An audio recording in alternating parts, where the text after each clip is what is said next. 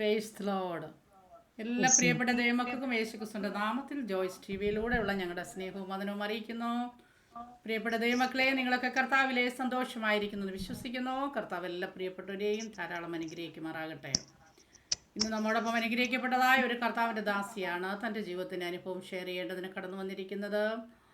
ആ ടെസ്റ്റ് മണി നിങ്ങളുടെ ജീവിതത്തിൽ വളരെയധികം അനുഗ്രഹമായി തീരുമെന്ന് ഞാൻ കർത്താവിൽ വിശ്വസിക്കുന്നു. കന്യാസ്ത്രീയായി മഠത്തിൽ സേവനം അനുഷ്ഠിച്ച ഒരു കർത്താവിൻ്റെ ദാസിയാണ്. ഇന്ന് കർത്താവിൻ്റെ വേലയോടുള്ള ബന്ധത്തിൽ ഒരു പാസ്റ്റർ ഭാര്യയായിരിക്കുന്നു. തൻ്റെ ജീവിതത്തിൻ്റെ അനുഭവം വളരെയധികം അനുഗ്രഹിക്കപ്പെട്ടതാണ് കേൾവിക്കാർക്ക്.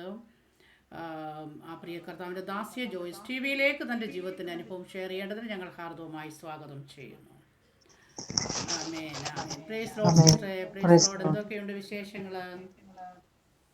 കൃപയാൽ സന്തോഷമായിട്ടിരിക്കുന്നു. ഓക്കെ, കർത്താവ് സഹായിക്കട്ടെ. ഞങ്ങളോടൊപ്പം ആയിരിക്കുന്നതിൽ ഞങ്ങൾക്കും സന്തോഷമുണ്ട്. ഓക്കെ, ജീവിതത്തിൻ്റെ അനുഭവത്തിലേക്ക് കടന്നു പോകുന്നതിന് മുന്നമേ തന്നെ നമുക്ക് ദൈവസന്നിധിയിൽ ഒന്ന് പ്രാർത്ഥിക്കാം. Hallelujah, hallelujah. Praise Lord. സ്തോത്രം, സ്തോത്രം, സ്തോത്രം. പരിശുദ്ധ കർത്താവേ, നന്ദി നിറഞ്ഞ ഹൃദയത്തോട് ഞങ്ങളങ്ങേ വാഴ്ത്തുന്നു, സ്തുതിക്കുന്നു, സ്തോത്രം ചെയ്യുന്ന അങ്ങയുടെ സാന്നിധ്യം ഞങ്ങളോട് കൂടെ ഇരിക്കുന്നതിനാൽ നന്ദി കർത്താവേ. ഹല്ലേലൂയ. ഞങ്ങളുടെ ദാസിയെ ഏൽപ്പിച്ച് പ്രാർത്ഥിക്കുന്നു. കർത്താവേ, ഹല്ലേലൂയ. അതിൻ്റെ ദാസ്യ ദൈവം നടത്തിയ വിധങ്ങൾ, വിടുവിച്ച വിധങ്ങൾ, കർത്താവിൻ്റെ സന്നിധിയിലേക്ക് കൊണ്ടുവന്ന വിധങ്ങൾ, നടത്തുന്ന വിധങ്ങളെല്ലാം സംസാരിക്കാനുള്ള കൃപ പരിശുദ്ധാത്മാവ് നിന്റെ ദാസിക്ക് കൊടുത്താട്ട് കേൾവിക്കാർക്ക് അത് അനുഗ്രഹമായി തീരട്ടെ. നിങ്ങളുടെ കരങ്ങളിൽ ഞങ്ങളെ സമ്പൂർണ്ണമായി സമർപ്പിക്കുന്നു, യേശു ക്രിസ്തുവിന്റെ നാമത്തിൽ തന്നെ. ആമേൻ, ഹല്ലേലൂയ. ആമേൻ, സ്തോത്രം. ഓക്കെ സിസ്റ്റർ, ദൈവനാമത്തിന് മഹത്വം ഉണ്ടാകട്ടെ. Okay okay. കർത്താവ് കർത്താവിന്റെ സഹായിക്കട്ടെ. കൃപയാൽ. ഓക്കെ സിസ്റ്ററെ, കർത്താവ് സഹായിക്കട്ടെ. ഞാൻ ഇനിയുള്ള സമയം ദൈവദാസിക്ക് നൽകി തരികയാണ് ജീവിതത്തിൻ്റെ അനുഭവം ഷെയർ ചെയ്യേണ്ടതിന്. ഓക്കെ, ഷെയർ ചെയ്താട്ട്. Okay okay, thank you. ഈ ജോയ്സ് ചാനലിലേക്ക് എന്നെ സാക്ഷി പറയാനായിട്ട് വിളിച്ച റേച്ചൽ ആൻറ്റിക്ക് ക്രിസ്തുയേശുവിൽ സ്നേഹവന്ദനം അറിയിക്കുന്നു. എൻ്റെ പേര് വിൻസി എന്നാണ്. ഞങ്ങളിപ്പോൾ കോട്ടയം ജില്ലയിലെ കോതനല്ലൂർ എന്ന സ്ഥലത്ത് കുടുംബമായി താമസിച്ച് കർത്താവിൻ്റെ വേല ചെയ്യുന്നു. ഞാൻ ജനിച്ചു വളർത്തപ്പെട്ടത് എറണാകുളം ജില്ലയിലെ ചെല്ലാനം ഗ്രാമത്തിൽ കണ്ടക്കടവ് എന്ന സ്ഥലത്താണ് ഞാൻ ജനിച്ചു വളർത്തപ്പെട്ടത്. ഞാൻ ചെറുതിലെ ഞങ്ങൾ പിതാവും മാതാവും 6 മക്കളുമാണ് ഞങ്ങളുടെ കുടുംബം. അതിൽ 4 പെണ്ണ് 2 ആണും. അതിൽ ഞാൻ 5ാമത്തെ വ്യക്തിയാണ്. അപ്പോൾ മൂത്ത 2 സഹോദരന്മാരും 1 സഹോദരനും, അത് കഴിഞ്ഞിട്ട് പിന്നെ ഒരു സഹോദരനും, ഞങ്ങൾ 2 സഹോദരിമാർ, അങ്ങനെയാ 6 മക്കൾ. അപ്പം ആ 8 പേരടങ്ങുന്ന കുടുംബത്തിൽ ഞാൻ 5ാമത്തെ വ്യക്തിയായിരുന്നു. എൻ്റെ കുഞ്ഞിലെ മുതലുള്ള ഒരു ആഗ്രഹമായിരുന്നു സിസ്റ്റർ ആകുക എന്നുള്ളത്. അങ്ങനെ 10ാം ക്ലാസ് പഠനം പൂർത്തിയായി. അതിനുശേഷം ദൈവവിളി ക്യാമ്പിനൊക്കെ പോകാനിടയായി. സിസ്റ്റേഴ്സ് വന്ന് വീട്ടിൽ വന്ന് വിളിക്കുകയും ആ ക്യാമ്പ് കൂടുകയും അതിനുശേഷം സിസ്റ്റേഴ്സ് കോൺവെൻറ്റിൽ ചേരുവാൻ വിളിക്കാൻ വന്നപ്പോൾ വിളിച്ചു. അപ്പോൾ മൂത്ത സഹോദരൻ അതിന് തടസ്സം പറയുകയാണ് ഉണ്ടായത്. കാരണം ഒരു 15ാമത്തെ വയസ്സിൽ സിസ്റ്റർ ആകാനുള്ള ഒരു തീരുമാനമെടുക്കാനുള്ള ഒരു പ്രായം ആയിട്ടില്ല നിനക്ക്, അതിനാൽ ഇപ്പോൾ പോകണ്ട എന്ന് പറയാനിടയായി. അങ്ങനെ ഞാൻ പിന്നീട് 3 വർഷവും ടൈപ്പും ഷോർട്ട് ഹാൻഡ് തയ്യലും ഒക്കെ അങ്ങനെ പഠിച്ചു. 3 വർഷം കഴിഞ്ഞപ്പോൾ എൻ്റെ മുതിർന്ന 2 സഹോദരിമാരുടെ വിവാഹം കഴിഞ്ഞു. അപ്പോഴും എൻ്റെ ആഗ്രഹത്തിന് മാറ്റം വന്നിട്ടില്ല എന്ന് മനസ്സിലായപ്പോൾ മൂത്ത സഹോദരൻ പറഞ്ഞു, അങ്ങനെയാണെങ്കിൽ ഒരു കോൺവെൻറ്റിൽ പോയി താമസിച്ച് അവരുടെ ജീവിതം എങ്ങനെയുണ്ടെന്ന് കണ്ട് പഠിക്കുക, എന്നിട്ട് പോയാൽ മതി. കാരണം അത് ഞങ്ങളാരും നിന്നെ നിർബന്ധിച്ച് വിടുകയില്ല. അത് 4 പെൺമക്കളായതുകൊണ്ട് നീ സിസ്റ്റർ ആകാൻ പോകുന്നതാണെന്നുള്ള ആ കാഴ്ചപ്പാടിലാണ് സഹോദരൻ അന്ന് എതിർത്തതും പോകണ്ട എന്ന് പറഞ്ഞതും. അങ്ങനെ ഞാൻ ടൈപ്പും ഷോർട്ട് ഹാൻഡൊക്കെ പഠിക്കുകയും തയ്യൽ പഠിക്കുകയും ചെയ്ത തോപ്പുംപടി കോൺവെൻറ്റിൽ നിന്ന് മദ്രാസ് കോൺവെൻറ്റിലേക്ക് ഒരാൾ ആവശ്യമുണ്ടായിരുന്നു തയ്യൽ പഠിപ്പിക്കാനായിട്ട്. അപ്പോൾ ആ ചാൻസ് ഞാൻ ഉപയോഗപ്പെടുത്തി. കാരണം എനിക്ക് സിസ്റ്റേഴ്സിൻ്റെ കൂടെ താമസിച്ച് ജീവിക്കാനുള്ള ഒരു അവസരം ആയിരുന്നു അത്. അങ്ങനെ സിസ്റ്റർ പറഞ്ഞപ്പോൾ ഞാനതിൽ വളരെയധികം താല്പര്യമായി. അങ്ങനെ ഞാൻ പോയി അവിടെ ആ മദ്രാസ് കോൺവെൻറ്റിൽ അത് 8 മാസം നിന്നു. അവിടെ തയ്യൽ പഠിപ്പിക്കുകയും, എന്നാൽ അവിടുത്തെ സിസ്റ്റേഴ്സിൻ്റെ ഒപ്പം താമസമായതിനാൽ എനിക്ക് സന്തോഷം. പിന്നെയും സിസ്റ്റർ ജീവിതം, ഒരു കന്യാസ്ത്രീയായിട്ടുള്ള ജീവിതത്തിനോട് കൂടുതൽ ആഗ്രഹം വർദ്ധിക്കുകയാണ് ഉണ്ടായത്. അതിനുശേഷം വീട്ടിൽ വന്ന് ഞാൻ പറഞ്ഞു, എനിക്ക് ഇനി സിസ്റ്റർ ആകുക എന്ന് തന്നെയാണ് എൻ്റെ ആഗ്രഹം. ഒരു കന്യാസ്ത്രീയായിട്ട് ജീവിച്ചാൽ മതി, നിങ്ങൾക്കാർക്കും അത് ഒരു ബാധ്യത ആകില്ല എന്ന് പറഞ്ഞു. കാരണം അവരത് എതിർത്ത്. കാരണം ഒത്തിരി ബുദ്ധിമുട്ടുള്ള ഒരു ജീവിതമാണ് പറ്റില്ല എങ്കിലും ഞാൻ കർമ്മലി മഠത്തിൽ ആ വർഷം ജോയിൻ ചെയ്തു. അങ്ങനെ അവിടെ 6 മാസം എക്സ്പീരിയൻസ് കഴിഞ്ഞു. സിസ്റ്റർമാർക്കൊക്കെ താല്പര്യമായി. എന്നെ പഠിക്കാൻ അവിടെ ആരംഭിച്ചു. അതിനുശേഷം ആസ്പിരൻസ് എന്ന കാലഘട്ടമാണ്. അതായത് അനുസരണം കോൺവെൻറ്റ് ജീവിതമൊക്കെ പഠിപ്പിക്കുന്ന ആ കാലഘട്ടത്തിൽ അവിടെ 2 വർഷം ആസ്പിരൻസ്, അത് കഴിഞ്ഞ് 2 വർഷം പോസ്റ്റ്ലൻസ്, അത് കഴിഞ്ഞ് 2 വർഷം നോവിഷ്യേറ്റ്, അതിനുശേഷമാണ് സഭാവസ്ത്രം തരുന്നത്. അങ്ങനെ അവിടെ പഠിച്ചുകൊണ്ടിരിക്കുന്ന കാലഘട്ടത്തിൽ 1 വർഷം കഴിഞ്ഞപ്പോൾ എനിക്ക് അവിടുത്തെ ഭക്ഷണ രീതികളോടും ഇതൊക്കെ യോജിച്ച് ഇങ്ങനെ ഒരു മനം പെട്ടെന്ന അവസ്ഥയും അസ്വസ്ഥതയൊക്കെ ഉണ്ടായി. അങ്ങനെ വോമിറ്റിങ് വരാൻ തുടങ്ങിയിട്ട് ഒരു നിൽക്കാത്ത അവസ്ഥയായി. ഹോസ്പിറ്റലിൽ കൊണ്ടുപോയി. അവിടെ നോക്കിയിട്ട് അസുഖമൊന്നും കാണുന്നില്ല. അങ്ങനെ കൗൺസിലിംഗ് നടത്തുകയും സൈക്കാട്രിസ്റ്റിനൊക്കെ വന്ന് സംസാരിക്കുക ഇടിക്കുകയൊക്കെ ചെയ്തപ്പോഴും എനിക്ക് ഈ ആഗ്രഹമുണ്ട്.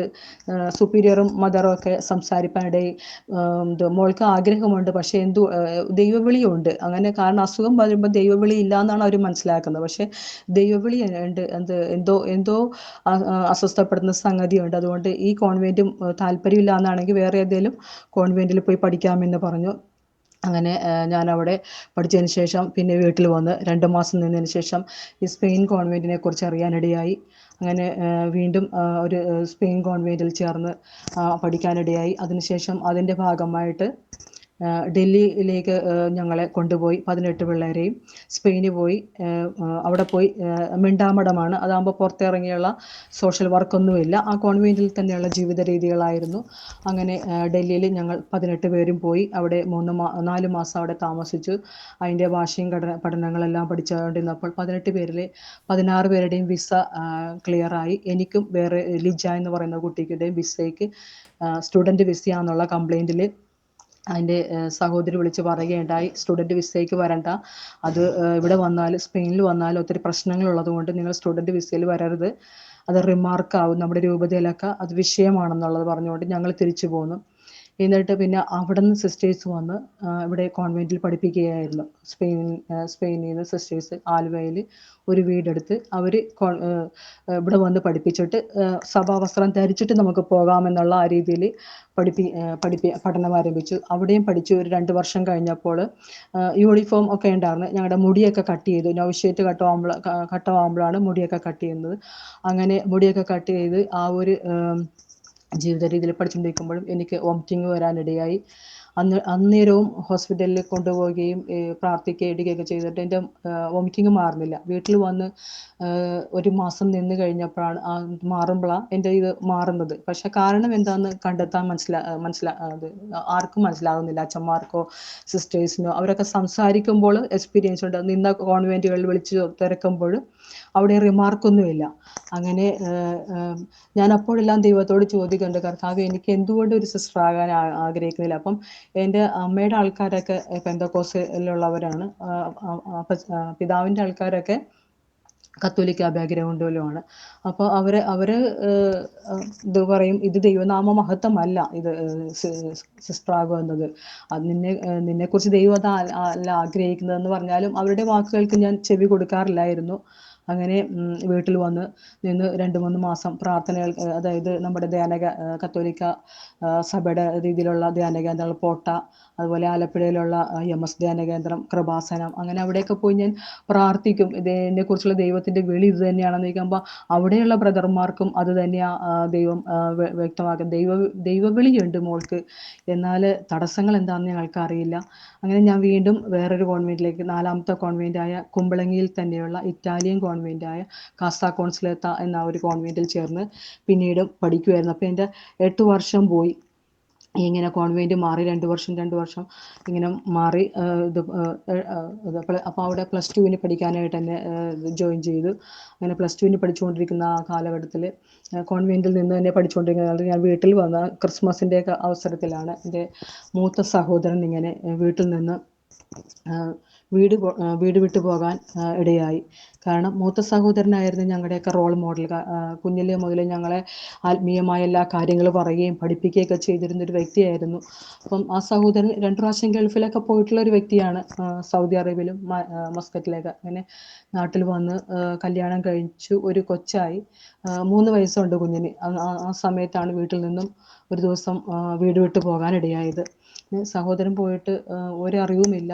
10-15 ദിവസത്തോളം ഞങ്ങൾ കത്തോലിക്ക സഭയുടെ രീതിയിലുള്ള പ്രാർത്ഥനയും പാട്ടും ഭക്ഷണമൊക്കെ ഇല്ലാതെ കുടുംബമാകെ മൊത്തത്തിൽ ദുഃഖത്തിൻ്റെ ഒരു അവസ്ഥയിലൂടെ കടന്നു പോകുമ്പോഴാണ് എൻ്റെ അപ്പച്ചൻ്റെ പെങ്ങളൊരെണ്ണം പെന്തക്കോസ്ത് അനുഭവത്തിൽ ജീവിക്കുന്നുണ്ടായിരുന്നു. ആ ആൻറ്റി വന്നിട്ട് പറഞ്ഞു, നിങ്ങളിങ്ങനെ കരഞ്ഞും നിലവിളിച്ചിരിക്കാതെ ഒരു പ്രാർത്ഥനാ സ്ഥലത്ത് പോയി ആൾ ജീവനോടെ ഉണ്ടോയെന്ന് അറിയാനായിട്ട് പ്രാർത്ഥനയ്ക്ക് പോകാൻ പറഞ്ഞു. അങ്ങനെ മൂത്ത സഹോദരൻ്റെ ഭാര്യയ്ക്ക് ഒരു സപ്പോർട്ട് എന്ന രീതിയിലാണ് ഞാൻ പെന്തക്കോസ്ത് പ്രാർത്ഥനയ്ക്ക് ആദ്യമായിട്ട് കടന്ന് പോകുന്നത്. പെന്തക്കോസ്ത് കൂട്ടായ്മയിലേക്ക് ഒരു ചൊവ്വാഴ്ചയാണ് അന്ന് കടന്നു പോകുന്നത്. 2004 ചൊവ്വാഴ്ച ആ സഹോദരിയുടെ കൂട്ടായ്മയിലേക്ക് കടന്നു ചെല്ലുമ്പോൾ എന്നെ ലോകസ്ഥാപനത്തിന് മുന്നേ കർത്താവ് കണ്ടിട്ടുള്ളത് കൊണ്ടായിരിക്കാം അന്ന് അവിടെ ഞങ്ങളൊക്കെ കത്തോലിക്ക സഭയിൽ, ലാറ്റിൻ കത്തോലിക്ക സഭയിൽ കൂടുതൽ ആദരിക്കുകയും ബഹുമാനിക്കുകയും ചെയ്യുന്ന ഒരച്ഛനാണ് ജോസഫ് മനക്കലച്ചൻ. ഇന്ന് നിത്യതയിൽ വിശ്രമിക്കുകയാണ് അച്ഛൻ.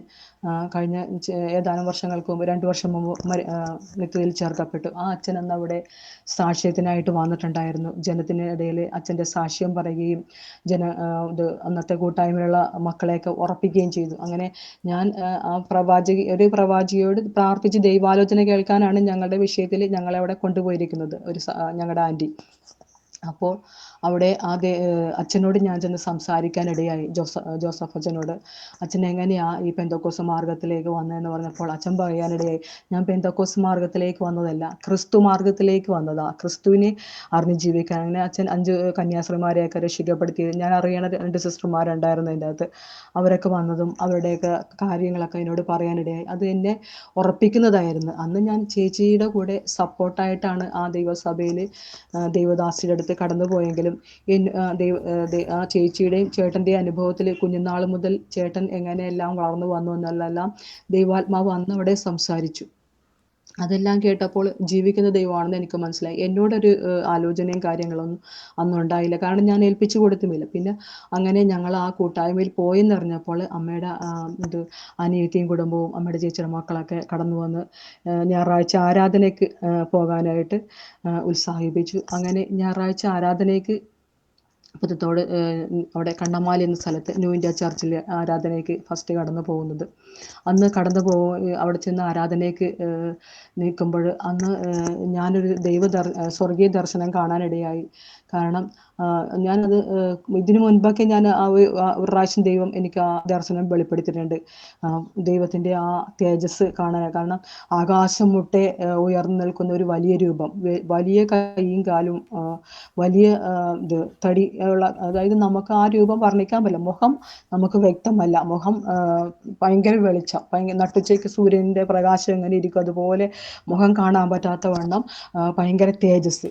എന്നിട്ട് ആ 2 കൈ ഇങ്ങനെ ഉയർത്തിക്കൊണ്ട് യേശു ഇങ്ങനെ നിൽക്കുന്ന 2 കൈയും, ആ കയ്യിലെ മുറിവും നമുക്ക് കാണാം. പക്ഷെ വേറെ ഒരു രൂപം നമുക്ക് കൈയും കാലും പച്ചമാംസം നമുക്ക് കാണാം. അങ്ങനെ ഒരു വലിയ രൂപം അന്ന് ആ സഭയിൽ ആരാധിച്ചുകൊണ്ടിരിക്കുമ്പോൾ കാണാനിടയായി. അതിന് ഞാൻ ഈ കോൺവെൻറ്റുകളൊക്കെ മാറി ദൈവത്തോട് ഇങ്ങനെ, ഞാനത് 2ാം പ്രാവശ്യമാണ് ആ അനുഭവം കാണുക. കാരണം ഒരു പ്രാവശ്യം ആലുവ കോൺവെൻറ്റിലായിരുന്നപ്പോൾ ഇതുപോലെ ഹോസ്പിറ്റലിൽ പോകും, അസുഖം കാണാനില്ല. അച്ഛന്മാരും സിസ്റ്റേഴ്സൊക്കെ എന്നോട് ചോദിക്കും, എന്താണ് മോളുടെ ആഗ്രഹം? അപ്പോഴെല്ലാം ഞാൻ ദൈവത്തോട് ഒത്തിരി കരയുകയും പ്രാർത്ഥിക്കുകയും ചെയ്തപ്പോഴെല്ലാം ഈ ദർശനം കാണിച്ച് ദൈവം എന്നെ ബലപ്പെടുത്തിയിട്ടുണ്ട്. അത് പിന്നീട് പെന്തക്കോസ്ത് സഭയിൽ ആരാധനയ്ക്ക് വന്നപ്പോൾ ദൈവം എന്നെ കാണിപ്പാനിടയായി. അതിനുശേഷം അവിടുത്തെ ദേവദാസൻ എന്നോട് പറയുകയുണ്ടായി, ഈ 6 വർഷവും എന്നെ ഇട്ട് അലട്ടിയ വിഷയങ്ങൾ, 4 കോൺവെൻറ്റ് മാറാനും ദൈവം നിന്നെ കണ്ടതുകൊണ്ടാണ് ഇങ്ങനെയെല്ലാം വിഷയങ്ങളിലൂടെ കടന്നു വരാനെല്ലാം ഇടയായത്.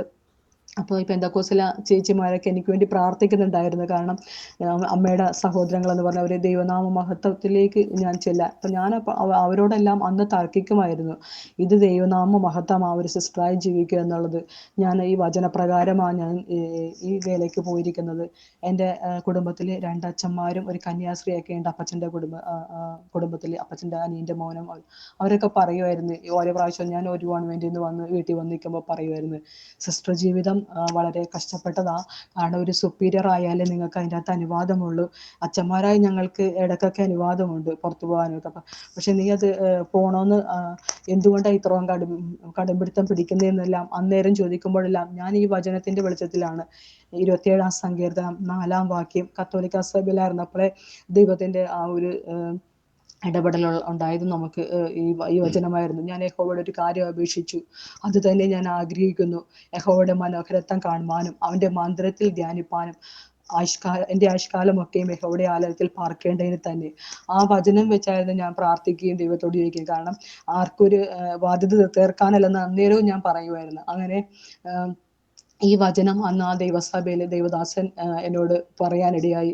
ഈ വചനമൊക്കെ വെച്ച് നീ പ്രാർത്ഥിക്കുകയും ദൈവത്തോട്, അന്ന് കത്തോലിക്ക വിശ്വാസം വെച്ച് ഒത്തിരി പ്രാർത്ഥനകളൊക്കെ ചൊല്ലിയ കാര്യസാധ്യത്തിന് വേണ്ടി ഒത്തിരി പ്രാർത്ഥനകൾ ചൊല്ലി നമുക്ക് കിട്ടും. പക്ഷേ എൻ്റെ ജീവിതത്തിൽ മാത്രം അത് എന്തുകൊണ്ട് നടക്കുന്നില്ല എന്ന് ഞാൻ ദൈവത്തോട് ഒത്തിരി ചോദ്യങ്ങൾ ചോദിച്ചുകൊണ്ടിരുന്ന വ്യക്തിയായിരുന്നു. അതെല്ലാം ദൈവാത്മാവ് വെളിപ്പെടുത്താനിടയായി. എന്നാൽ മൂത്ത സഹോദരൻ്റെ വിടുതലിനോടനുബന്ധിച്ചാണ് ഞങ്ങൾ ദൈവസഭയിൽ കടന്നു പോകുന്നത്. അങ്ങനെ അന്ന് അവിടെ ആരാധനയ്ക്ക് പോയെന്ന് അറിഞ്ഞ് വീട്ടിൽ വന്നപ്പോൾ അപ്പച്ചൻ ആ ദൈവദാസൻ്റെ വീട്ടിൽ ചെന്ന് പറയാനിടയായി. ഇതും പറഞ്ഞ് ഞങ്ങളുടെ വീട്ടിലേക്ക് പ്രാർത്ഥനയ്ക്കായിട്ട് ആരും കയറി വരികയോ ഒന്നും ചെയ്യേണ്ട ആവശ്യമില്ല എന്ന് പറയാനിടയായി. അങ്ങനെ ആ ദേവദാസനും കുടുംബവും വന്നില്ല. എങ്കിലും എൻ്റെ അമ്മയുടെ അനിയത്തിയും കുടുംബവും ചേച്ചിയുടെ മക്കളൊക്കെ വിശ്വാസികളായതുകൊണ്ട് അവർ വരികയും ബലപ്പെടുത്തുകയും എന്നെ പ്രാർത്ഥനയ്ക്ക് പോകാൻ പ്രോത്സാഹിപ്പിക്കുകയും ചെയ്തു. അങ്ങനെ ദൈവസഭയിൽ തുടർച്ചയായിട്ട് കടന്നുപോയി. 2005 ഞാൻ സ്നാനപ്പെടുവാനിടയായി. കാരണം 2005 ജൂൺ 18-നാണ് സ്നാനപ്പെടുന്നത്. അപ്പോൾ അതിനു മുമ്പ് എൻ്റെ അനിയത്തിയുടെ കല്യാണം ഉറപ്പിച്ച് വെച്ചിരിക്കുകയായിരുന്നു. അങ്ങനെ ഞാൻ പറഞ്ഞു അവരുടെ കല്യാണം കഴിഞ്ഞിട്ട് മതി. കാരണം നമ്മൾ കത്തോലിക്ക സഭയിൽ നിന്ന് ഒരാൾ പെന്തക്കോസ്തിലേക്ക് വരുമ്പോൾ അത് പള്ളിയിലെല്ലാം പള്ളിയിൽ നിന്ന് നാത്തൂൻ ചേച്ചി എൻ്റെ സ്നാനമായപ്പോൾ ചേച്ചിനെ വന്ന് പിതാവ് ഭവനത്തിലേക്ക് വിളിച്ചു കൊണ്ടുപോകാനിടയായി. അപ്പം അതൊക്കെ ഒരു ഇടർച്ചയ്ക്ക് കാരണമായതുകൊണ്ട് അവരുടെ കല്യാണം കഴിഞ്ഞിട്ട് മതി എന്നുള്ളതിനാൽ ജൂൺ 18-ാം തീയതി സ്നാനപ്പെടുവാനിടയായി. അതിനുശേഷം സെപ്റ്റംബർ മാസത്തിൽ അഭിഷേകം പ്രാപിച്ചു. അങ്ങനെ ദൈവസഭയിൽ ഞാൻ പോയിക്കൊണ്ടിരുന്നു. അപ്പോൾ അതിനുശേഷം എൻ്റെ അമ്മ ദൈവസഭയിലേക്ക് പ്രാർത്ഥനയ്ക്ക് വരാം. അപ്പോൾ ചേട്ടൻ്റെ കാര്യത്തിൽ ദൈവാത്മാവ് സംസാരിക്കുന്നുണ്ട്. കുടുംബമായിട്ട് ദൈവസഭയിൽ കണ്ടിരിക്കുക. അന്ന് ദൈവാത്മാവ് ഇടപെട്ടത് മൊർദെഖായിയുടെ എസ്തേറിൻ്റെയൊക്കെ വിഷയമായിരുന്നു. അന്ന് നമ്മൾ ഈ കത്തോലിക്ക വിശ്വാസം ആയതുകൊണ്ട് വചനത്തിനോട് വലിയ ബന്ധമൊന്നുമില്ല. പഴയ നിയമത്തിനോട് നമ്മൾ പുതിയ നിയമം സുവിശേഷം മാത്രമല്ലേ പള്ളികളിൽ വായിച്ച് കേൾക്കുന്നുള്ളൂ. പിന്നെ കൂടുതലും പ്രാർത്ഥനാ രീതികളിലാണ്, സഭയുടെ പഠനമൊക്കെ ആയതുകൊണ്ട് അന്നൊരു ബന്ധവുമില്ലായിരുന്നു അതിനെക്കുറിച്ച്. പിന്നെ സഭയിൽ വന്നു കഴിഞ്ഞപ്പോഴാണ് എനിക്ക് ഈ മൊർദെഖായും എസ്തേറും സ്നാനമൊക്കെ എടുത്തപ്പോഴാണ് ആ ദൈവാത്മാവ് സംസാരിച്ച വിഷയം മനസ്സിലായത്. പക്ഷേ മാതാപിതാക്കളും സഹോദരങ്ങളൊക്കെ ആ പറഞ്ഞ ആലോചന ഇത്ര ദിവസം കഴിഞ്ഞ് ആൾ മടങ്ങി വരും എന്നുള്ള ആ ഒരു വിഷയത്തിലേക്ക് ഊന്നിക്കൊണ്ട് നിൽക്കുമായിരുന്നു. അതിനുശേഷം 2007 ആയപ്പോഴേക്കും ഹൈസ്കൂളിലൊക്കെ പോകാൻ ഞാൻ ആഗ്രഹിച്ചുവെങ്കിലും സഹോദരങ്ങൾ വിട്ടില്ല. കാരണം കോൺവെൻറ്റ് പഠനത്തിന് വേണ്ടി ഇത്രയും വർഷം ചിലവിട്ട് 25 വയസ്സായി. ഇനി ഹൈസ്കൂളിലെ പഠനത്തിലേക്ക് പോകുന്തോറും പ്രായം മുന്നോട്ട് പോകുക എന്ന് പറഞ്ഞ് അങ്ങനെ ദൈവസന്നിധിയിൽ ഞാൻ പ്രാർത്ഥിക്കുവാനും കരയുവാനും ഒക്കെ തുടങ്ങി. അപ്പം ദൈവാത്മാവ് ആലോചന വന്ന് 2007 7-ാം മാസത്തിൽ ഒരു വിടുതലുണ്ടെന്ന് പറയാനിടയായി. അങ്ങനെ വിവാഹമാണെന്നൊന്നും ഞാൻ അപ്പോൾ വിവാഹ ജീവിതത്തെക്കുറിച്ച് ആഗ്രഹിക്കുന്നുമില്ല. കാരണം സുവിശേഷ വേല ചെയ്ത് ജീവിക്കാമെന്നുള്ള ആ താല്പര്യത്തിൽ ജീവിക്കുമ്പം ഈ കോട്ടയത്തു നിന്നുള്ള എൻ്റെ ഭർത്താവായിരിക്കുന്ന ദേവദാസനെ കുറിച്ച് ദൈവാത്മാവ് കാര്യങ്ങൾ പറയാൻ അവിടെ സഭയിൽ കൂടുന്ന ഒരു ദേവദാസൻ വന്നിങ്ങനെ പറഞ്ഞു. കാരണം അപ്പോൾ ഞാൻ എൻ്റെ ബാക്ക്ഗ്രൗണ്ട് വെച്ച് നോക്കി കത്തോലിക്ക സഭയിൽ നിന്നുള്ള ഒരു കുട്ടിയായതുകൊണ്ട് ഒരു ദൈവദാസനെ വിവാഹം ചെയ്യുക എന്നുള്ളത് റിസ്ക്കാന്നുള്ള കാര്യം സഹോദരങ്ങളൊക്കെ പറയാനിടയായി. കാരണം പുതിയ വിശ്വാസിയാവുമ്പോൾ ദേവദാസന്മാരെ ഒന്നും കിട്ടാൻ സാധിക്കുകയില്ല. എങ്കിലും ഞാൻ പറഞ്ഞു, ഞാൻ കല്യാണം കഴിക്കുമെങ്കിൽ ഒരു ദേവദാസനെ കഴിക്കുള്ളൂ. കാരണം ജോലിയുള്ളവരെ ആയിട്ട് കല്യാണം കഴിച്ച് ജീവിച്ചാൽ കർത്താവിൻ്റെ വേലയ്ക്ക് വേണ്ടി സമർപ്പിച്ച് എനിക്കത് പിന്നീട് അത് ബാധ്യതയായി തീരും. അങ്ങനെ ദേവദാസന്മാരുടെ വിവാഹത്തിന് തടസ്സം പറയാനിടയായി. 4 വിവാഹാലോചനകൾ വന്നു. അതെല്ലാം ജോലി കാർപ്പൻ്ററും SC വർക്കറൊക്കെ അങ്ങനെ ഉള്ള ജോലിയിലുള്ളതായിരുന്നു. പ്രാർത്ഥിച്ചുകൊണ്ടിരുന്നു. അപ്പോൾ ഈ ദൈവദാസൻ്റെ മുഖം എനിക്ക് ദർശനത്തിൽ ദൈവം കാണിപ്പാനിടയായി. അതിനുശേഷമാണ് 2007 ജൂലൈയിൽ പെണ്ണ് കാണാൻ വരുന്നത്. അങ്ങനെ പെണ്ണ് കണ്ടു. അതിനുശേഷം ഞാൻ താല്പര്യം ആണെന്നുള്ളത് പറഞ്ഞു. അതിന് തടസ്സങ്ങളൊക്കെ ഉണ്ടായി. കല്യാണത്തിന് 2 വീട്ടുകാർക്കും തടസ്സങ്ങളുണ്ടായിരുന്നു. അതിനെല്ലാം ദൈവത്തിൻ്റെ കൃപയാൽ അതിജീവിച്ചു.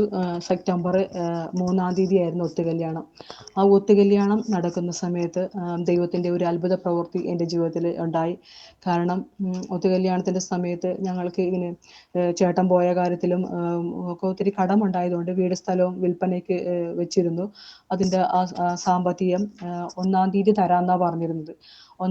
3-ാം തീയതി ഒത്തുകല്യാണമാണെങ്കിൽ 1-ാം തീയതി അവർ വാക്ക് മാറി തരില്ല എന്ന് പറഞ്ഞു. അപ്പം കല്യാണത്തിനുള്ള എല്ലാ കാര്യങ്ങളും ചെയ്തു. ഭക്ഷണ സാധനത്തിനുള്ളതെല്ലാം ഒരുക്കങ്ങൾ വീട്ടിൽ നടന്നുകൊണ്ടിരിക്കുന്ന ആ സമയമായപ്പോൾ അപ്പോൾ വീട്ടുകാരെല്ലാം ആകെ ടെൻഷനിലായി ഇതെങ്ങനെ നടക്കുമെന്നുള്ളത്. പക്ഷേ എനിക്കൊരു പ്രത്യാശ ഉണ്ടായിരുന്നു. ഞങ്ങളുടെ വീടിനടുത്തുള്ള ഒരു ദൈവസഭയിലാണ് ഞാൻ പോയി രക്ഷിക്കപ്പെടാനിടയത്. അപ്പോൾ ആ പാസ്റ്ററിൻ്റെ പേര് ജോസി എന്നാണ്. ഒരു ശക്തനായ ഒരു പ്രവാചകനായിരുന്നു. ആ ദൈവദാസൻ കല്യാണ ലെറ്റർ കൊടുത്തപ്പോൾ എന്നോട് ഇങ്ങനെ പറഞ്ഞിരുന്നു, ദൈവത്തിൻ്റെ അദൃശ്യകരം അവിടെ പ്രവർത്തിക്കും. യോഹന്നാൻ്റെ സുവിശേഷം 2-ാം അധ്യായം ആണ് ആലോചനയായിട്ട് തന്നത്. കാനായിലെ കല്യാണ വിരുന്നിൽ വീഞ്ഞു തീർന്നപ്പോൾ വെള്ളത്തെ വീഞ്ഞാക്കി തീർത്തതുപോലെ കല്യാണത്തിലും ഒരു അത്ഭുതം സംഭവിക്കും. പണത്തിന് ഷോർട്ടേജ് ഉണ്ടാകും. അദൃശ്യകരങ്ങൾ അവിടെ പ്രവർത്തിക്കും. അദൃശ്യകരം എന്താണെന്നുള്ളത് എനിക്ക് അന്ന് കേട്ടെങ്കിലും എനിക്കൊന്നും മനസ്സിലായില്ലായിരുന്നു. അങ്ങനെ കല്യാണം 3-ാം തീയതി ഒത്തുകല്യാണത്തിന് വീട്ടിൽ നിന്ന് ഇറങ്ങുമ്പോൾ പ്രാർത്ഥിച്ചിറക്കുമ്പോൾ വീട്ടിൽ 35,000 രൂപയേ ഉള്ളൂ. അപ്പം തലേ ദിവസം സഹോദരന്മാരെല്ലാം ആലോചിച്ചിട്ട് പറഞ്ഞു, നമുക്കന്ന് കല്യാണ ചെലവിന് വേണ്ടിയുള്ള പൈസ മാത്രമാണ് അന്ന് കൊടുക്കാൻ തീരുമാനിച്ച 75,000 രൂപ. അപ്പോൾ അത് നമുക്ക് 50,000 രൂപ അന്ന് കൊടുക്കാം, ബാക്കി പിന്നീട് കല്യാണത്തിൻ്റെ അന്ന് 20-ാം തീയതിയാണ് കല്യാണം, അന്ന് കൊടുക്കാം എന്നുള്ള ധാരണയിലായിരുന്നു. ഇങ്ങനെ എൻഗേജ്മെൻ്റ് ഒക്കെ കഴിഞ്ഞ് വീട്ടിൽ വന്ന് യാത്ര പറയുന്ന സമയത്ത് എൻ്റെ സഹോദരിമാരുടെ ഭർത്താവും ആങ്ങളെയും കൂടി ഈ പൈസ എണ്ണി നോക്കിയിട്ട് ഇവരുടെ കയ്യിലേക്ക് കൈമാറുമ്പോൾ 50,000 രൂപ അതുണ്ടെന്ന് അവർ കൈമാറുമ്പോൾ. അതിനുശേഷം ഇവർ ചെറുക്കൻ്റെ വീട്ടുകാരെല്ലാം വീട്ടിലേക്ക് പോരുകയും ചേച്ചിമാരുടെ അടുത്ത് തന്നെ ആയതുകൊണ്ട് 1/2 കിലോമീറ്റർ അകലെയുള്ള 2ാമത്തെ ചേച്ചിയുടെ വീട് കല്യാണം കഴിച്ച് അവർ താമസിക്കുന്നത്. അപ്പോൾ അവരെല്ലാം അന്ന് അവരുടെ വീട്ടിൽ പോയി ഉറങ്ങുകയും അന്ന് രാത്രി ഒരു 12 മണിയായപ്പോൾ ചേച്ചിയുടെ ഭർത്താവിന് ഉറക്കം തിന്ന് എഴുന്നേറ്റിട്ട് ഈ ചിന്ത വരാനിടയായി. കാരണം എണ്ണിയപ്പോൾ 50,000 രൂപ ഉണ്ടായിരുന്നല്ലോ. വീട്ടിൽ നിന്ന് രാവിലെ വീട്ടിൽ 35,000 രൂപയല്ലേ ഉണ്ടാകുന്നുള്ളൂ. ഈ 50,000 രൂപ എങ്ങനെ ഉണ്ടായി?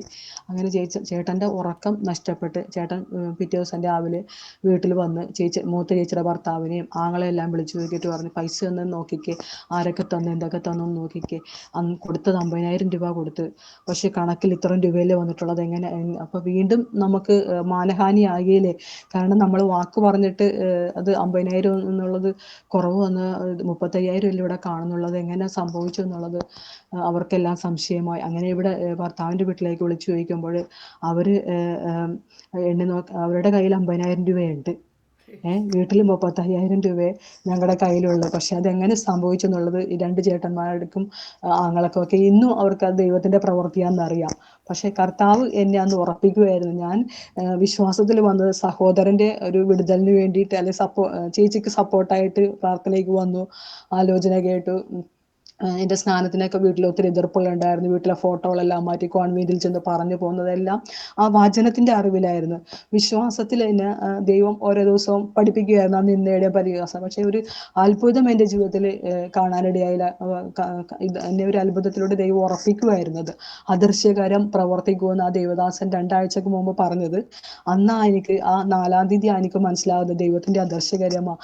ഇന്നും ആ പൈസ എങ്ങനെ ആയെന്നുള്ളത് വീട്ടുകാരുടെ മുൻപിൽ ദൈവം നൂലെക്കെട്ടി ഇറക്കി തരുമെന്നൊക്കെ ഇന്ന് നമ്മൾ വിശ്വാസത്തിൽ വന്നപ്പോൾ അതിൻ്റെ എല്ലാം പ്രാധാന്യം മനസ്സിലാകുന്ന. അന്ന് ആ പൈസ ദൈവം അത്ഭുതകരമായി ഉണ്ടാക്കിയതാണ്. അത് എൻ്റെ മുന്നോട്ടുള്ള ജീവിതത്തിൽ വിശ്വാസത്താൽ എങ്ങനെ ജീവിക്കണമെന്ന് കർത്താവ് എന്നെ പഠിപ്പിക്കാൻ വേണ്ടി കാണിച്ചതാണ് ആ പൈസ.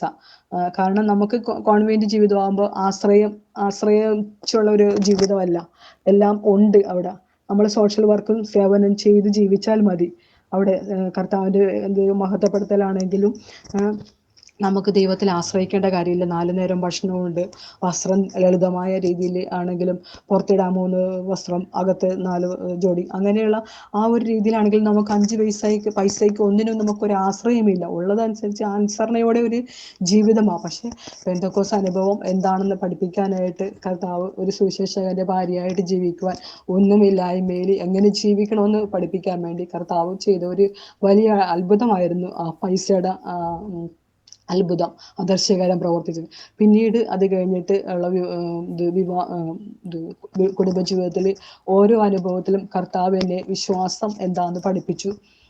അത് സുവിശേഷ വേലയിൽ ഇല്ലായ്മയുടെ കാലഘട്ടത്തിലെല്ലാം പിള്ളേർക്കാണേലും വിശ്വാസം പറഞ്ഞു കൊടുക്കാൻ. കാരണം മരുഭൂമിയിൽ ഇസ്രായേൽ ജനം കാടപ്പക്ഷിയോട് അവർക്ക് ഇറച്ചി കൊടുത്തതും മീൻ കൊടുത്തതും അതെല്ലാം ഇത് എൻ്റെ ജീവിതത്തിലും എനിക്ക് ഓരോ കാലഘട്ടത്തിലും കുഞ്ഞുങ്ങളോട് പറഞ്ഞു കൊടുത്ത് വചനപ്രകാരം പ്രാർത്ഥിച്ചു. അതിൻ്റെ അനുഭവങ്ങൾ കാണാനിടയായി.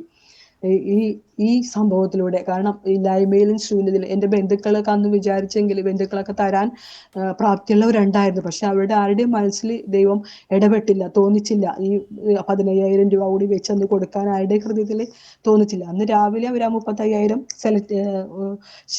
ശേഖരിച്ചു തന്നത് അതൊരു ദൈവ പ്രവർത്തിയാ. പിന്നീട് ഈ 15,000 രൂപ എങ്ങനെ പ്രവർത്തിക്കാൻ എൻ്റെ വിശ്വാസം വർദ്ധിപ്പിക്കാൻ വേണ്ടി കർത്താവ് ചെയ്ത ഒരു വലിയ പ്രവൃത്തിയാണ്. അതെനിക്ക് വിശ്വാസത്തിൽ ഒരു തുടക്കമായിരുന്നു. ഈ ഞങ്ങളുടെ വിവാഹ ജീവിതത്തിൽ 18 വർഷവും ആ ഇല്ലായ്മയുടെ സമയത്തെല്ലാം ശൂന്യതയുടെ നടുവിൽ ഇത് കരഞ്ഞ് പ്രാർത്ഥിക്കുമ്പോൾ ദൈവം കാക്കയെ അയച്ചും ദൈവദാസന്മാരെ അയച്ചും ഒക്കെ ഞങ്ങളെ നടത്തുന്നു. വാടക വീട്ടിലാണ്, 3 കുഞ്ഞുങ്ങളുണ്ട്. മൂത്തത് ഒരു പെൺകുഞ്ഞ്, രണ്ടാമത്തത് ഒരാൺകുഞ്ഞ്. അതൊക്കെ പിന്നീട് ഒരു കുഞ്ഞുണ്ടായതും അതും അത്ഭുതകരമായ ഒരു ജീവിതമായി തന്നെയായിരുന്നു ആ കുഞ്ഞിൻ്റെ ജനനവും. അപ്പൊ ഓരോ ദിനവും ക്രിസ്തു പിന്നീട് ദൈവ ശബ്ദങ്ങളൊക്കെ കേൾപ്പാനിടയായി. ഇത് സിസ്റ്ററായിട്ട് ഉള്ള ജീവിതത്തിനേക്കാൾ ഒരു കുടുംബസ്ഥയായിട്ടുള്ള ഒരു സുവിശേഷകന്റെ ഭാര്യയായി കുടുംബസ്ഥയായിട്ട് ദേവദാസന്റെ കൂടെ പോവുക, സഭയിൽ ശുശ്രൂഷന്റെ ഭാര്യയായി നിന്ന് ഉള്ള ജീവിതവും, സഭകളിലൊക്കെ പോകുമ്പോൾ പ്രവചനമോ അങ്ങനെയുള്ള കൃപാവര ശുശ്രൂഷ ഒന്നും ഇല്ല എങ്കിലും കർത്താവ് ഓരോ ദിനവും നമ്മളെ വചനം തന്ന് ബലപ്പെടുത്തുകയായിരുന്നു. വചനം ഗ്രഹിക്കാനായിട്ടൊക്കെ ദൈവം എൻ്റെ കാതുകളെ തുറന്ന് ക്രിസ്തു ധനമാണെന്നെല്ലാം ദൈവം എന്നെ കേൾപ്പിക്കാനിടയായി. അങ്ങനെ അത് ക്രിസ്തു ധനമാണെന്ന് കേൾപ്പിച്ചതിൻ്റെ ദൈവം ഇത് വെളിപ്പെടുത്തി തന്നത്, ഈ ആദർശ കരം പ്രവർത്തിച്ചതും ഇതെല്ലാം. പിന്നീട് ഇത് ഓരോ കാണക്കാരിലെ ഇത് ഞങ്ങൾ ജീവിച്ചുകൊണ്ടിരിക്കുമ്പോൾ വിവാഹം കഴിഞ്ഞ് ഞങ്ങളുടെ കുടുംബ വീട്ടിൽ നിന്ന് മാറി ഞങ്ങൾ വാടകയ്ക്ക് ഇങ്ങനെ കാണക്കാരി എന്ന് പറഞ്ഞ സ്ഥലത്ത് താമസിച്ചുകൊണ്ടിരിക്കുമ്പോൾ വിശ്വാസത്തിൽ ജീവിതത്തിൽ നിന്ന് ഒരു ഒറ്റപ്പെട്ട അവസ്ഥയിലൊക്കെ എനിക്ക് തോന്നാനിടയായി. കാരണം സഹോദരങ്ങളൊക്കെ അവിടെയൊക്കെ സഹകരണമൊക്കെ ഇല്ലാണ്ടൊക്കെ തോന്നി ഞാൻ ഭാരപ്പെട്ട സമയത്താണ് ദൈവത്തിൻ്റെ അത്ഭുതകരം എന്ന വണ്ണം എൻ്റെ അനിയത്തിനെയും ഭർത്താവിനെയും ദൈവസന്നിധിയിലേക്ക് ദൈവം കൂട്ടി വരുത്തി. അത് കത്തോലിക്ക സഭയിലെ ഒരു ഭക്തനായിരുന്നു. ഇത് ബിബിൻ എന്നാണ് അവൻ്റെ പേര്, അനിയൻ്റെ പേര്. അനിയത്തി ഷെറിൻ. അവര് ഇത് ഒരിക്കലും വിശ്വാസത്തിൽ വരുമെന്ന് ഞാൻ കരുതിയില്ല. കാരണം അവരുടെ വിവാഹത്തിൻ്റെ സമയത്തിനാണല്ലോ എൻ്റെ സ്നാനമൊക്കെ മാറ്റിവെച്ചത്. എൻ്റെ സ്നാന സമയത്ത് അവർ വന്ന് പങ്കെടുത്തുവെങ്കിലും പിന്നീട് അവർ കത്തോലിക്ക ഭക്തിയിൽ പോവുമായിരുന്നു. അങ്ങനെ ബിബിന് ഭക്ഷണം കഴിക്കാനോ ഉറങ്ങാനോ പറ്റാത്തൊരവസ്ഥയുണ്ടായി. പണിക്ക് പോകുമ്പോൾ പണിസ്ഥലത്ത് വെച്ച് എന്തോ ഒരു ഭയം നേരിട്ട മുഖാന്തരം ബിബിന് ഭക്ഷണം കഴിക്കാനും പറ്റുന്നില്ല, ഉറങ്ങാനും പറ്റുന്നില്ല. കാർ ഓടിച്ചിട്ട് പോകാൻ പറ്റാത്തൊരവസ്ഥയിൽ അങ്ങനെ ഞങ്ങളുടെ വീട്ടിൽ വന്ന് പ്രാർത്ഥിച്ചു. 3 ദിവസം ദൈവദാസൻ പ്രാർത്ഥിച്ചു വെള്ളം കൊടുത്തതിന് ശേഷം അന്ന് ഉറങ്ങാനിടയായി. ഒരു 2-3 മാസത്തോളം ഉറങ്ങാൻ പറ്റാത്തൊരവസ്ഥയിലായിരുന്നു. ഞാൻ വിളിച്ച് അനിയത്തിയോട് പറയണം, ഇവിടെ വാ, എന്തായാലും പ്രാർത്ഥിക്കാൻ. അവർ ആശുപത്രി പോയിട്ട് അസുഖമൊന്നും കാണുന്നില്ലായിരുന്നു. എന്താണെന്ന് അവർക്ക് മനസ്സിലാകുന്നില്ലായിരുന്നു. അങ്ങനെ വീട്ടിൽ വന്ന് പ്രാർത്ഥിച്ചു. 3 ദിവസം ഉപവസിച്ച് പ്രാർത്ഥിച്ചു. അവർക്ക് വിടുതലായി. സഹോദരനുമൊത്ത് കടന്നു. അങ്ങനെ കുടുംബമായിട്ട് ഓരോരുത്തരും എല്ലാവരും ദൈവസന്നിധിയിൽ കണ്ടിരിക്കുകയാണ്. അവരെല്ലാം ദൈവപ്രവൃത്തി എൻ്റെ ജീവിതത്തിലൂടെ കണ്ടെങ്കിലും ആരും വരാതിരുന്ന ആ ഒരു പ്രതീക്ഷയ്ക്ക് വകയില്ലാത്ത സ്ഥാനത്താണ് ഈ അനിയത്തിനെയും കുടുംബത്തെയും ദൈവം വിശ്വാസത്തിൽ കൊണ്ടുവന്ന് അവരെ വിശ്വാസത്തിൽ ഇപ്പോൾ സ്ട്രോങ് ആയിട്ട് നിൽക്കുന്നു. അങ്ങനെ അഭിഷേകമൊക്കെ പ്രാപിപ്പാനിടയായി. അവർക്കൊരു കുഞ്ഞുണ്ട്. അവരങ്ങനെ എറണാകുളത്ത് ഉള്ള ഒരു IPC സഭയിൽ അവർ കൂടുന്നു. പിന്നെ ഇപ്പോൾ ഞങ്ങൾ കുടുംബമായിട്ട് കർത്താവിൻ്റെ വേലയിൽ ഇവിടെ ഈ കോതനല്ലൂർ പ്രദേശത്ത് ആയിരിക്കുന്നു. 3 കുഞ്ഞുങ്ങളുമായി കർത്താവിൻ്റെ വേല സന്തോഷത്തോടെ ചെയ്തു പോകുന്നു. പ്രൈസ് ലോർഡ് സിസ്റ്ററെ. ഈ കർത്താവിൽ ആശ്രയിക്കാൻ അന്ന് കോൺവെൻറ്റിൽ നിൽക്കുമ്പം അവർ മാനുഷികമാകുന്ന രീതിയിലെല്ലാം ഉണ്ട്, ഉടുക്കാനും ഉണ്ണാനും എല്ലാം ഉണ്ട്.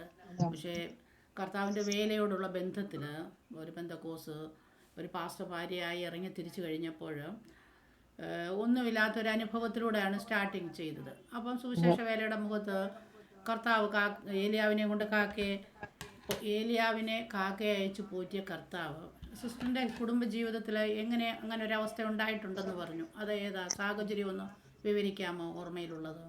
അത് അത് ആദ്യത്തെ അനുഭവം തന്നെ ഞാൻ ഗർഭിണിയായിട്ട് സ്കാൻ ചെയ്യാൻ വേണ്ടിയിരിക്കുമ്പം അന്ന് 2008 850 രൂപയാണ് അന്ന് ആവശ്യമുള്ളത്. അപ്പോൾ നമുക്ക് സഭാ ചാർജിൽ അന്ന് 500 രൂപയൊക്കെ മാസത്തിൽ ഒരാഴ്ചയൊക്കെ 500 രൂപ ഉണ്ടാവുകയുള്ളൂ, അല്ലെങ്കിൽ 300 രൂപയൊക്കെ ഉണ്ടാകാറുള്ളൂ. പക്ഷേ ഈ 850 രൂപ ആഴ്ചയിൽ വേണം.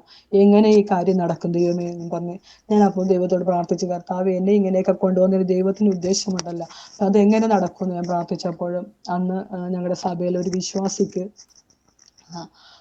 ലോട്ടറി അടിക്കാനിടയായി. ആ ഒരു വിശ്വാസിക്ക് 18,000 രൂപ ഇത് ലോട്ടറി അടിച്ച് കിട്ടാനിടയായി. അതിൻ്റെ ദശാംശവും കാര്യങ്ങളും കൊണ്ടുവന്ന് ദേവദാസനെ ഏൽപ്പിക്കുക. വ്യാഴാഴ്ച ഞങ്ങൾക്ക് സ്കാനിങ്ങിന് പോകണമെങ്കിൽ ചൊവ്വാഴ്ച വീട്ടിൽ പ്രാർത്ഥനയുള്ളത് ദേവദാസിൻ്റെ കുടുംബത്തിൽ. അന്ന് ചൊവ്വാഴ്ച തോറും പ്രാർത്ഥനയുണ്ട്. അപ്പോൾ ചൊവ്വാഴ്ച കൊണ്ടുവന്ന് തരാനിടയായി. 2,800 രൂപ തന്നു. 850 രൂപ. അപ്പോൾ 850 രൂപ ദശാംശം എന്നുള്ള രീതിയിലും 2,000 രൂപ അധികമായിട്ടും തന്നു. അപ്പം അത് കർത്താവിൻ്റെ പ്രവൃത്തിയായിരുന്നു. ഞങ്ങൾക്ക് വേണ്ടി ദൈവം ആ ദേവദാസന് അത് കൊടുത്തതാ.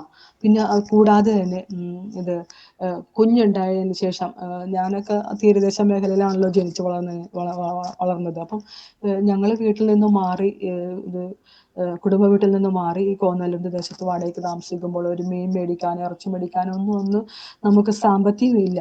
അപ്പോൾ കുഞ്ഞുങ്ങളുടെയൊക്കെ ആഗ്രഹത്തിന് പറഞ്ഞു കൊടുത്ത് പ്രാർത്ഥിച്ചു. ഇസ്രായേൽ ജനത്തിന് കാടപ്പക്ഷിയെ കൊടുത്ത ദൈവം കുഞ്ഞുങ്ങൾ ഇറച്ചിക്ക് വേണ്ടി പ്രാർത്ഥിക്കുമ്പം അത് വചനം പറഞ്ഞു കൊടുത്തു. അപ്പോൾ കൊച്ചിരുന്ന് പ്രാർത്ഥിച്ചപ്പം ദേവദാസിൻ്റെ കൂട്ടുകാരൻ കൊണ്ടുവന്ന് നമ്മൾ ആരോടും വിളിച്ചൊന്നും പറഞ്ഞിട്ടില്ല. അവർ കൊണ്ടുവന്ന് കോഴി ഇറച്ചി അവരുടെ ഫ്രിഡ്ജിലിരുന്നത് 2 ദിവസമായി അവർക്ക് കറി വെക്കാൻ പറ്റാത്തത് കൊണ്ട് അവർ നമ്മുടെ അടുത്ത് കൊണ്ടുവന്ന് തരുമായിരുന്നു. കൂടാതെ മീൻകാരൻ വീട്ടിൽ വന്ന് 6 മാസത്തോളം ഫ്രീ ആയിട്ട് കൊണ്ടുവന്ന് തരുമായിരുന്നു ഒന്നരാടം മീൻ. അപ്പം നമ്മൾക്ക് മീൻ മേടിക്കാൻ നിവർത്തിയില്ല.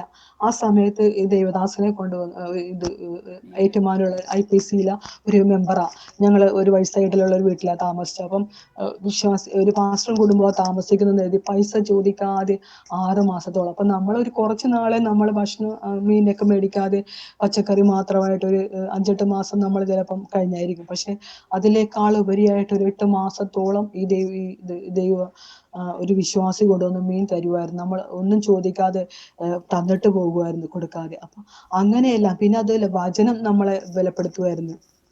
അപ്പോൾ ഓരോ ദിനവും ഇങ്ങനെ ദൈവത്തിൽ ആശ്രയിച്ച് ജീവിപ്പാൻ ദൈവം നമ്മളെ ബലപ്പെടുത്തും. വസ്ത്രമായാലും നമ്മൾ പഴയ വസ്ത്രം നമ്മൾ ആരെങ്കിലും തന്നതൊക്കെ നമുക്ക് അഭിമാനം കുറവല്ലായിരുന്നോ അന്നത്തെ കാലഘട്ടത്തിൽ?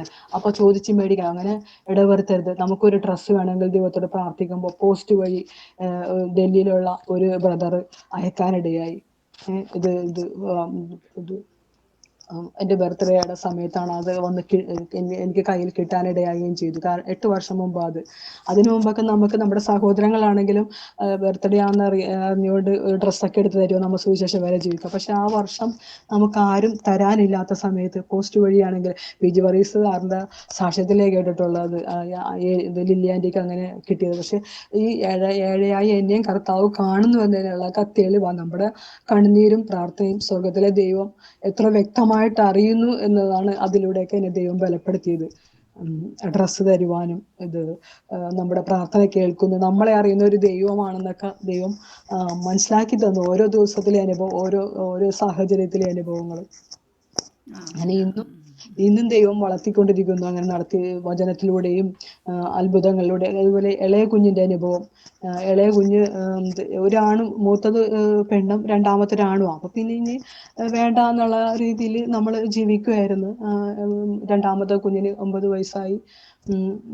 അപ്പം അപ്പോഴാണ് 5 മാസം ആകുമ്പോഴാണ് ഞാൻ അറിയണത് മൂന്നാമത്തെ കുഞ്ഞ് വയറ്റിലാണ്. അപ്പോൾ കാരണം എപ്പോഴും നമുക്ക് ഉപവാസം പ്രാർത്ഥനയുണ്ട്. അപ്പം അതിൻ്റെ ലക്ഷണങ്ങളൊന്നും നമ്മൾ കാണുന്നില്ല. കാരണം കുഞ്ഞുണ്ടെന്നുള്ളതിന് നമുക്ക് തെളിവ് ഇല്ല. അത് പീരീഡൊക്കെ എപ്പോഴും നമുക്ക് മാറി മാറി വരാം. 3 മാസമൊക്കെ വരാതിരിക്കുന്ന ഒരു അനുഭവം എൻ്റെ ജീവിതത്തിലുണ്ടായിരുന്നു. അപ്പം ഞാൻ നവംബർ പകുതി തുടങ്ങി. ഡിസംബറിൽ എനിക്ക് പീരീഡ് വന്നില്ല, ജനുവരിയിലും വന്നില്ല. ഏപ്രിലാണ് ഞാൻ തിരിച്ചറിയുന്നത്. അപ്പൊ ഡിസംബർ 21 ഇരുന്ന്, ജനുവരിയിൽ 7 ഇരുന്ന്, ഫെബ്രുവരിയിലൊക്കെ ആണെങ്കിൽ നല്ല വെള്ളക്ഷാമമായിരുന്നു. അപ്പം 2ാം നിലയിൽ താമസിക്കുക, താഴെ നിന്ന് വെള്ളം എടുത്ത് മുകളിൽ കയറ്റുന്ന ഒരു അവസ്ഥയൊക്കെ ആയിരുന്നു. മോട്ടോർ കംപ്ലൈന്റ് വന്നു. അപ്പോഴെല്ലാം ഈ കുഞ്ഞ് വയറ്റിലുണ്ടായിരുന്നു. ഈ 5 മാസം കഴിയുമ്പോഴായി ഗർഭിണിയാണെന്ന് അറിയുന്നതും. പിന്നീടുള്ള ആ കുഞ്ഞൊരു അത്ഭുത ജീവി എന്ന് വേണം പറയാനായിട്ട്, അവളുടെ ജനനമെല്ലാം.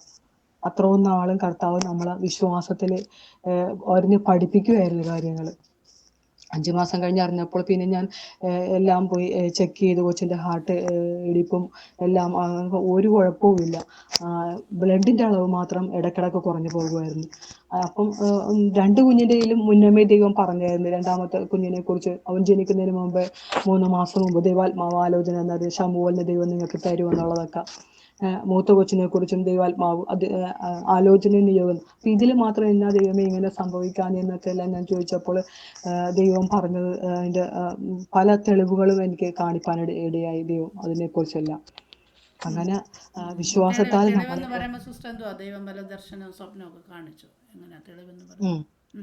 തെളിവെന്ന് പറഞ്ഞത്, അന്ന് ഒരു ഡോക്ടറിനോട് ഞാൻ ഈ കൊച്ചിൻ്റെ കാര്യങ്ങളൊക്കെ ഇതെങ്ങനെയായിരിക്കും, ജനിക്കുമ്പം വല്ല വിഷയങ്ങളുണ്ടാകുമോ എന്നുള്ളൊരു വിശ്വാസി ഡോക്ടറിനോടൊക്കെ ചെന്ന് ഞാൻ ഷെയർ ചെയ്യാനിടയായി. അപ്പോൾ ഡോക്ടർ പറഞ്ഞു, അങ്ങനെ സംശയം ഉണ്ടെങ്കിൽ വിൻസി ഇതെല്ലാം പോയി ടെസ്റ്റ് ചെയ്യാൻ പറഞ്ഞു. ഞാൻ ടെസ്റ്റ് ചെയ്തിട്ട് ഞാൻ പിന്നെ പ്രാർത്ഥിക്കുക, കർത്താവേ ഈ കുഞ്ഞ് എങ്ങനെയായിരിക്കും, എപ്രകാരമായിരിക്കും എന്നുള്ളതെല്ലാം പ്രാർത്ഥിച്ചപ്പോൾ കുഞ്ഞിൻ്റെ പേരിന് ഉള്ളത് തുടക്കം മീ എന്നുള്ളത് കാണിച്ചു തന്നു. പിന്നെ ഇതൊരു നിധിയായിരിക്കും നിങ്ങളുടെ ജീവിതത്തിൽ, മാറ്റങ്ങൾ ഇവ മുഖാന്തരം ഒരു ജീവിതത്തിൽ വലിയ ക്രമീകരണങ്ങളും മാറ്റങ്ങളൊക്കെ വരുമെന്നുള്ളതെല്ലാം ദൈവം. കാരണം നമ്മുടെ ഈ ഇല്ലായ്മയും ശൂന്യതയും കൊണ്ട് ഇനി ഒരു 3ാമത്തെ കുഞ്ഞിനെ നമ്മളെങ്ങനെ വളർത്തുമെന്നതാണ് ദൈവത്തോട് ചോദിക്കുന്നത്. അപ്പം അതിൻ്റെ അകത്ത് ദൈവം പറഞ്ഞു, നീ അതിൻ്റെ അകത്ത് പേടിക്കണ്ട, ഈ കാര്യങ്ങളെല്ലാം ദൈവം നടത്തും. അത് തന്നെ 2 കുഞ്ഞുങ്ങളെ പ്രസവിച്ചതും അതിന് അതുപോലെ ആയിരുന്നില്ലേ ഈ 3ാമത്തെ കുഞ്ഞിന്. ആശുപത്രിയിൽ നിൽക്കാൻ ആളും പോകാനും വരാനും, ഇവിടെ അപ്പോൾ 2 കുഞ്ഞുങ്ങളുടെ പഠിക്കുമല്ലേ, ആ കാര്യങ്ങളെല്ലാം ദൈവം അത് ഓരോ സംഭവവും ദൈവം അത്ഭുതകരമായിട്ട് ദൈവം ചെയ്തു തരാനിടയായി. ഓക്കെ സിസ്റ്ററെ, കർത്താവ് സഹായിക്കട്ടെ. ഇനിയും സിസ്റ്ററിൻ്റെ ഓർമ്മയിൽ എന്തെങ്കിലും ദൈവം ചെയ്ത ഉപകാരങ്ങൾ, അത്ഭുതങ്ങൾ, ഇനി ദർശനങ്ങളൊക്കെ കാണിച്ചെന്ന് പറഞ്ഞല്ലോ കർത്താവ്. അത് വേറെ ഈ കോൺവെൻറ്റിലായിരിക്കുമ്പോഴും ദർശനം കാണിച്ചിട്ടുണ്ട് ഇല്ലേ? ദർശനം കാണിച്ചിട്ടുണ്ട്. അത് ഞാനപ്പോൾ അന്നേരം ജീസസ് യൂത്തിലും സംഘടനയിലൊക്കെ ഭക്ത സംഘടനയിലെല്ലാം ഉണ്ടായിരുന്നു പള്ളിയിടയിൽ. അപ്പോൾ അന്നേരവും ഈ ഇത് യൂത്തിനെയൊക്കെ ക്രോഡീകരിച്ച് ഇങ്ങനെ ചിറ്റൂർ ധ്യാന കേന്ദ്രത്തിലേക്കും പിന്നെ അത് അവിടെ ആലപ്പുഴയിലേക്കൊക്കെ വിടുമായിരുന്നു. ഈ ഓർഫണേജിൽ താമസിക്കുന്ന പിള്ളേരെയൊക്കെ ഞങ്ങൾ പോയി കാണുകയും അവരെയൊക്കെ പ്രാർത്ഥിക്കാൻ കൂട്ടി. അങ്ങനെ ഒരു കൂട്ടായ്മയ്ക്ക് പിള്ളേരൊന്നും വരുന്നില്ലായിരുന്നു. പിള്ളേരൊക്കെ വരാൻ മടുത്തിരുന്ന സമയത്ത് ഞങ്ങൾ ഇത് എന്തിനാ പ്രാർത്ഥിക്കണം, ഈ പ്രാർത്ഥനാ കൂട്ടായ്മയിൽ എന്തിനാ പോണത്, അങ്ങനെ എല്ലാവരും മനം മടുത്തിരുന്ന സമയത്ത് ഈ പിള്ളേരെല്ലാം കൂട്ടിയിരുത്തി അവിടെ ചെന്ന് ആ ഒരു വീട്ടിൽ ചെന്നിരുന്ന് പ്രാർത്ഥിക്കുക. പ്രാർത്ഥിക്കുമ്പം അവിടെ ഒരു പാട്ടുപാടി ഞങ്ങളിങ്ങനെ പ്രാർത്ഥന ആരംഭിച്ചു. അന്ന് ജീസസ് യൂത്ത് എന്ന് പറയുമ്പം കത്തോലിക്ക സഭയിൽ നിന്നൊരു ഇച്ചിരി ആത്മീയമായ കാര്യങ്ങൾ, ആ കൊന്തിയതൊന്നുമല്ല. അങ്ങനെ പ്രാർത്ഥിച്ചപ്പോൾ ഈ അന്യഭാഷയിൽ നമുക്ക് പെന്തക്കോസ്തിൽ വന്നു കഴിഞ്ഞാൽ അന്യഭാഷ കിട്ടണം. പക്ഷെ അന്ന് അന്യഭാഷ ഇതിൽ ആരാധിക്കാനൊക്കെ ഓരോരുത്തരുടെയും ദൈവം നാവിൽ ബലപ്പെടുത്തി, ഓരോരുത്തരുടെയും വായിൽ അന്യഭാഷകൾ കൊടുത്തു, ദർശനങ്ങൾ കാണിപ്പിച്ചു പിള്ളേരെയൊക്കെ. അങ്ങനെയായത് ഈ ദൈവത്തിൻ്റെ പ്രവൃത്തി നമ്മൾ, കാരണം അവരൊന്നും പള്ളിനായിട്ട് അടുത്ത് ജീവിക്കുന്ന പിള്ളേരൊന്നും അല്ല കുട്ടികൾ. അവരെയൊക്കെ നമ്മൾ ദൈവസ്നേഹം പറഞ്ഞു കൊടുക്കുന്നതേ ഉള്ളൂ അല്പാൽപമായിട്ട്. അപ്പോൾ അവർ ഇത് ആത്മാവിൽ അവരെ ഒന്ന് പ്രോത്സാഹിപ്പിച്ച് പ്രാർത്ഥിച്ചപ്പോൾ അവർക്കൊക്കെ അന്യഭാഷയിൽ പ്രാർത്ഥിക്കുകയും അവരിലൊക്കെ ഓരോ വചനങ്ങൾ ഇടപെടാൻ തുടങ്ങി വ്യക്തികൾ. അന്നേരം നമ്മുടെ കൈയും കാലും എല്ലാം തണുത്ത് രോമങ്ങൾ എഴുന്നേറ്റ്. കാരണം ദൈവം ഒരു സാധ്യതയില്ലാത്ത സ്ഥാനത്ത് ഈ പിള്ളേരൊക്കെ സംസാരിക്കുന്നത് കാണുമ്പോൾ അങ്ങനെ ആ ദൈവസ്നേഹം കാണാനിടയായിട്ടുണ്ട്. ഓക്കെ. പിന്നെ പെന്തക്കോസ്തിലോട്ട് വന്നതിന് ശേഷം ദൈവം പ്രത്യേകമാകുന്ന വേറെ ദർശനങ്ങളൊക്കെ കാണിച്ചതായിട്ടുള്ള അനുഭവങ്ങളുണ്ടോ പെന്തക്കോസ്തിൽ വന്നതിന് ശേഷം ഓർമ്മയിൽ?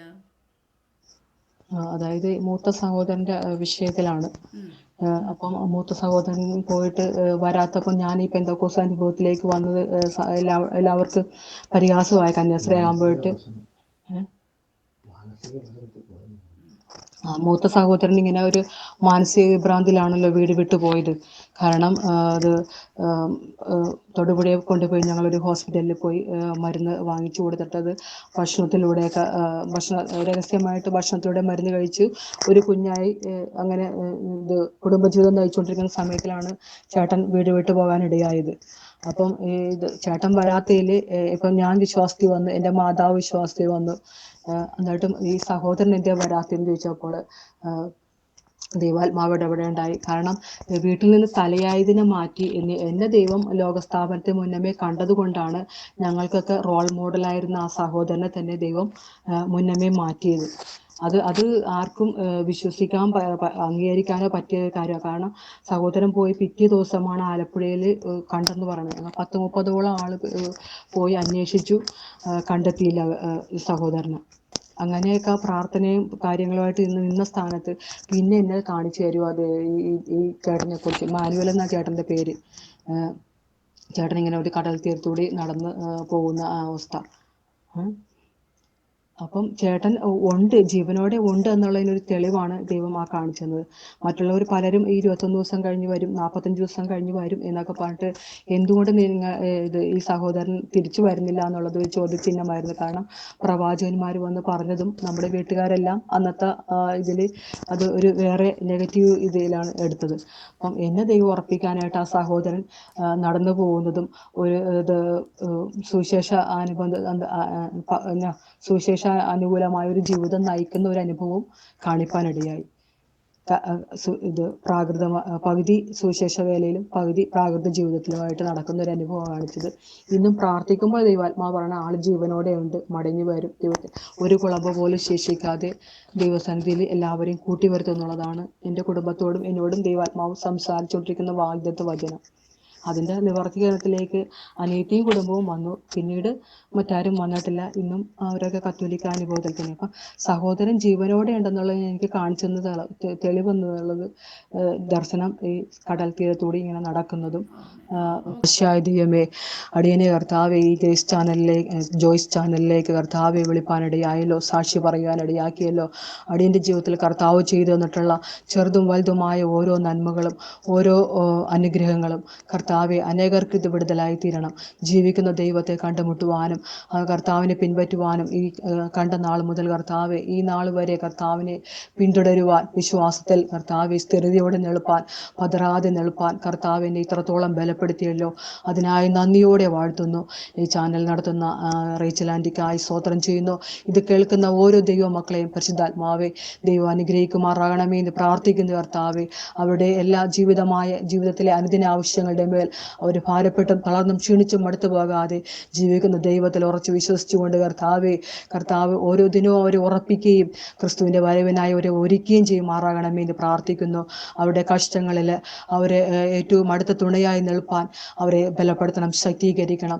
കൂടാതെ കർത്താവെ അവരുടെ ക്ഷീണങ്ങളും രോഗങ്ങളൊക്കെ കടന്നു വരുമ്പോൾ ക്രിസ്തുവിൽ ആശ്രയിച്ച് നിന്ന് കർത്താവെ അതിൻ്റെ മേൽ ദൈവത്തിൻ്റെ മേൽ ജയമെടുപ്പാൻ, ആ രോഗത്തിൻ്റെ മേൽ കഷ്ടത്തിൻ്റെ മേലെല്ലാം ജയമെടുത്ത് ജീവിപ്പാൻ നിൻ്റെ മക്കളെ ഓരോരുത്തരെയും നീ ബലപ്പെടുത്തുകയും ശക്തീകരിക്കുകയും ചെയ്യുമാറാകണമേ എന്ന് പ്രാർത്ഥിക്കുന്നു. പ്രാർത്ഥനയും യാചനയും കേട്ട കൃപയ്ക്കായി സ്തോത്രം. യേശുവിൻ നാമത്തിൽ കേൾക്കണം. സ്വർഗ്ഗസ്ഥ നല്ല പിതാവേ. ആമേൻ ആമേൻ.